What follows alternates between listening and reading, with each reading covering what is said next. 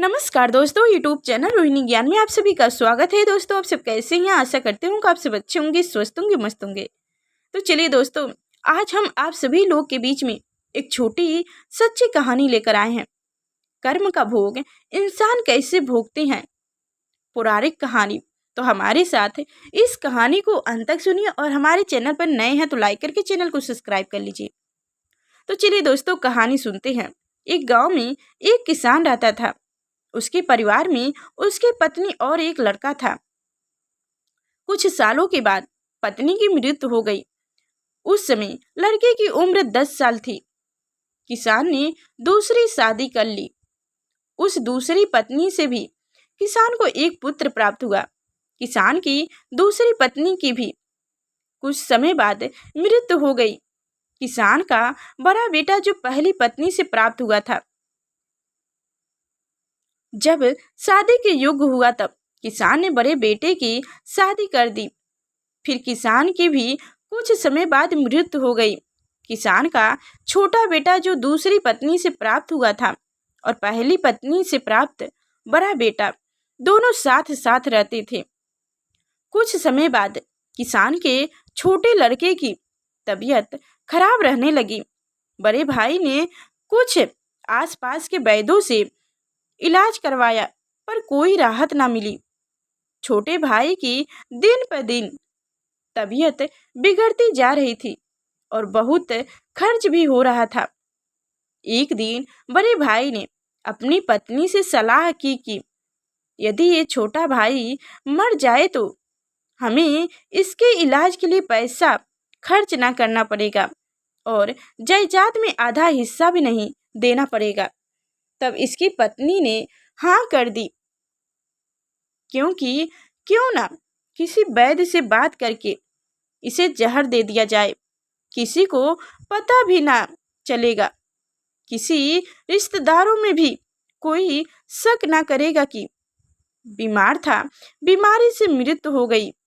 बड़े भाई ने ऐसे ही की एक वैद्य से बात की कि आप अपनी फीस बताओ। ऐसा करना मेरे छोटे बीमार भाई को दवा के बहाने से जहर दे देना। वैद्य ने बात मान ली और लड़के को जहर दे दिया और लड़के की मृत्यु हो गई। उसके भाई भाभी ने खुशी मनाई कि रास्ते का कांटा निकल गया। अब सारी संपत्ति अपनी हो गई। इसका अंतिम संस्कार कर दिया गया। कुछ महीने पश्चात उस किसान के बड़े लड़के की पत्नी को लड़का हुआ।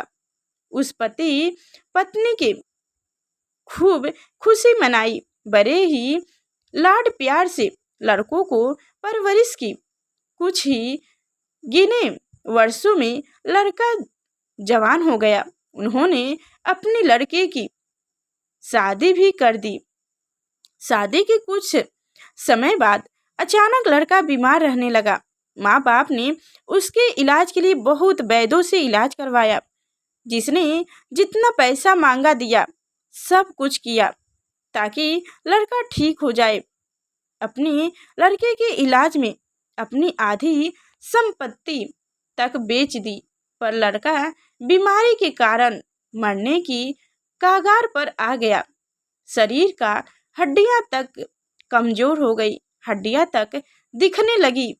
एक दिन लड़के को चारपाई पर लिटा रखा था और उसका पिता साथ में बैठा अपने पुत्र की दयनीय हालत देखकर दुखी होकर उसकी ओर देख रहा था। तभी लड़का अपने पिता से बोला कि भाई, अपना सब हिसाब हो गया, बस अब कफन और लड़की का हिसाब बाकी है, उसकी तैयारी कर लो।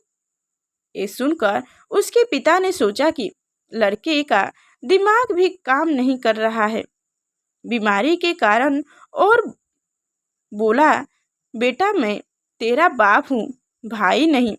तब लड़का बोला, मैं आपका वही भाई हूँ जो आपने जहर खिलाकर मरवाया था।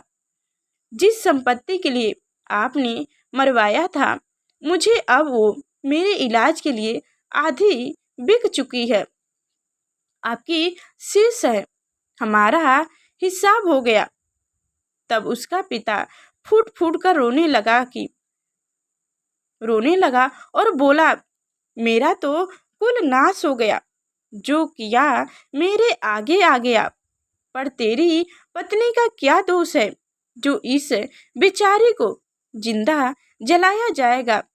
उस समय सती प्रथा की, जिसमें पति के मरने के बाद पत्नी को पति की चिता के साथ जला दिया जाता था।